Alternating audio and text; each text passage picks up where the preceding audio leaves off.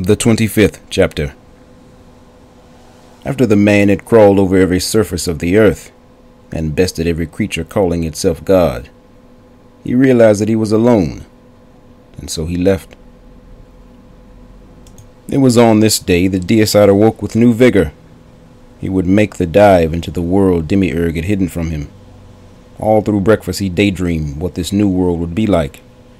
He recalled the stories he used to hear as a child, fables of angels visiting mortals, bestowing upon them the word of God.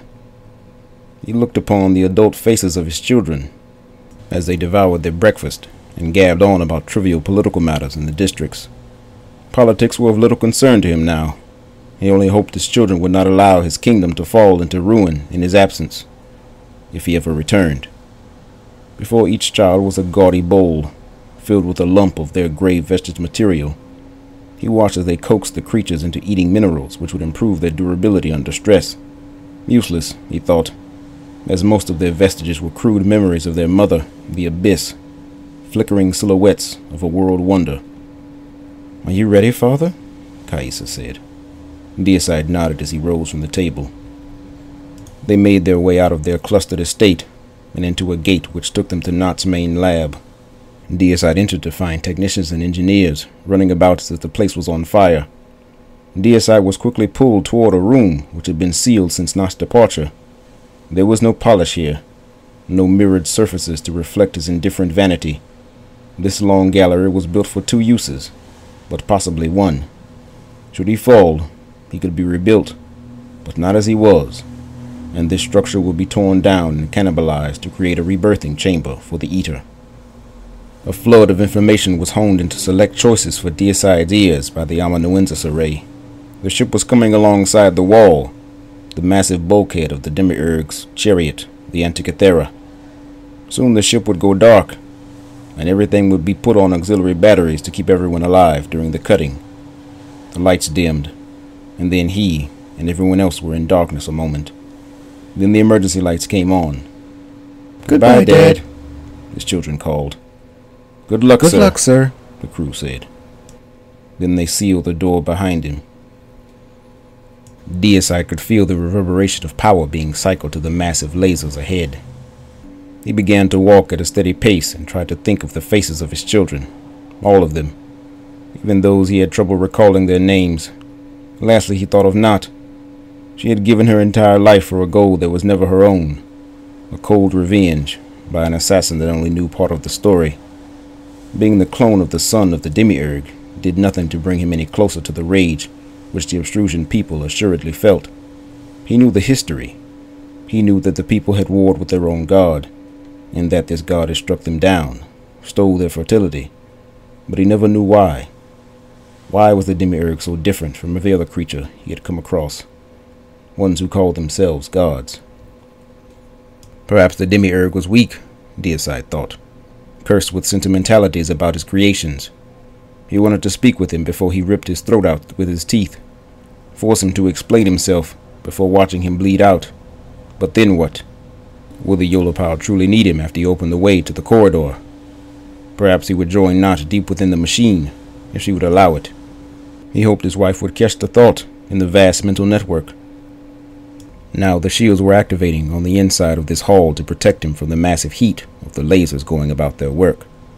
The abyss covered him instinctually, and he did not struggle with her unreasonable fear, because he himself was afraid of crossing over and finding nothing, afraid that the Demiurge had died and now his massive corpse lay rotting in some magnificent throne, but also that he just may be alive and stronger than he. The Demiurge was what humans would call a giant. It was said that his people were able to eat mountains and were tall enough to stride across the horizon. Deicide stopped in front of the door which would lead him into the Antikythera, the metal sky which had hovered over Obstrus thousands of years ago. The door opened, and Deicide was expected to be flooded with the stench of a tomb, but only found cool circulated air. It was dark, of course, until the lights on board the Yolopal switched back on. From here he could see just inside the hole which had been made. With some trepidation, he stepped through and saw that he was inside someone's quarters. The bed was unmade, as it probably had been for eons. A copy of some maintenance manual was lying open, face down on the floor. Deicide picked it up, and even with his limited knowledge, could not understand how such an engine would work, as if the laws of physics were somehow different here. As the door into the Yolopao closed behind him, he ventured further into the room, and then into a plaza, much like the enlisted quarters of his own ship. The emergency lights were on, and he carefully picked past the shadows, expecting someone to emerge, half crazed from starvation or isolation, but he found no one. He could smell nothing. There had been no people here for some time. However, unlike the madness he had witnessed from falling into the machine, there was no vegetation here. The ship seemed to be completely intact. The life support system still functioned, and there was no field to interfere with his umbilical tails. Deicide came to a map of the ship, showing him his location as well as that of the bridge. Nott had done her research in the holy texts, and the bridge and the way which opened to the corridor was not far, but he had to find the demiurge.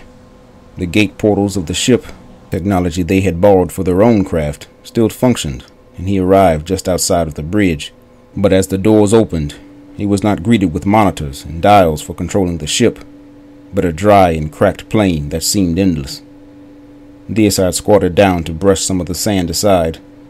There was metal underneath it, but it had been discolored somehow.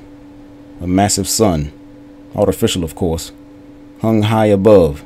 Its blinding light hid the wires and cables in the overhead. He began walking forward, his boots crunching against the bleached sand. He was moving toward one of the two structures he could see in this disgusting waste of space. A single house, and an immense wall, or gate of some kind. Deicide was puzzled that a house was connected to nothing, no village, no community. He wondered what type of people could possibly live here, and what it was they did for food. When he arrived on the porch of this strange house, he began to knock, but hesitated. On a sign just beside the door it said, "Come in." He saw there were several pairs of shoes beneath him, and slipped off his boots before entering. The abyss coiled with hostile anxiety. She seemed to only be comfortable around conspicuous violence, or at least the company of those that were willing to commit it. Deicide saw old-fashioned photographs of people who lived here strewn about the place, as well as remnants of their existence. Someone was still living here. He made his way toward the back of the house and found the owners of this home sitting on the back porch. A man and a woman were watching a child play with two dogs. They were dressed like any other civilians would be, in comfortable lounging attire that would be suitable for a common guest, perhaps even a captain they knew quite well. Deicide opened the door, and they did not seem at all surprised that he was there. The couple looked up at him, and did not rise to greet him, only smiled and returned to the giggling of their boy child. Deicide glanced at the abyss, who only glanced back at him with the same curiousness. Deicide breathed through his nostrils, still not sure if this was some illusion, or some trap he had fallen into. His mind analyzed the sense. No fear, no sweat, only the smell of dog, and the spirits this man seemed to be helping himself to. Deicide cleared his throat. "I am Captain Antonov of the Yolopao," Deicide said. The man had a clever smirk on his face. "And I am Glaucus," he said, mocking Deicide's self-important tone. The woman next to him laughed. "Persimmon," she said. Deicide seemed disappointed. "Where is the crew?" Deicide said. Glaucus took a sip from his cup and pursed his lips. "Can't recall the last time we've seen one of those," Glaucus said. "What do you say, honey?" The woman looked up into the awning. "Let's see. The last crew member that passed away was," Persimmon said, "I want to say 8,000 years ago? Maybe longer since one has visited us." Deicide studied their faces carefully and glanced at the child chasing the dogs around. The abyss could sense only truth from them, and only the truth. She felt no actual life from these creatures, though their eyes followed Deicide's movements, and they seemed to react to the space he commanded. It felt as if they were not actually with him. He reached out to put his hand on the man's shoulder. The man glanced at Deicide's sharp fingers, and then back up at him. The heartbeat was regular, even though Deicide had pushed a threat through his touch. They were artificial, as was this entire place, probably put here to satisfy some old sentimentality. "Where is the demiurge?" Deicide said finally, feeling as though he were intruding on someone's private memory. More than likely, the demiurge. "The demiurge?" Glaucus said. "Do you mean Eli, the captain?" Persimmon said. "Ah, Elias, that old scoundrel," Glaucus said. "Through that gate there." Elias. Deicide recognized the name. It was his own name, and that of Antenor I, Antenor Elias Meehan. Not surprising, as Antenor was the son of the demiurge. But why would mortals, even machines such as these, speak of the demiurge in such a candid way? Few dared to call Deicide anything but his title, unless they had known him before attaining such rank. Perhaps these human replicas knew demiurge before he attained his immortality. He wanted to sit with them a while and interrogate them further, but he thought better of it. Icarus taught him that it was best not to know the personal dealings of the target you were going to assassinate.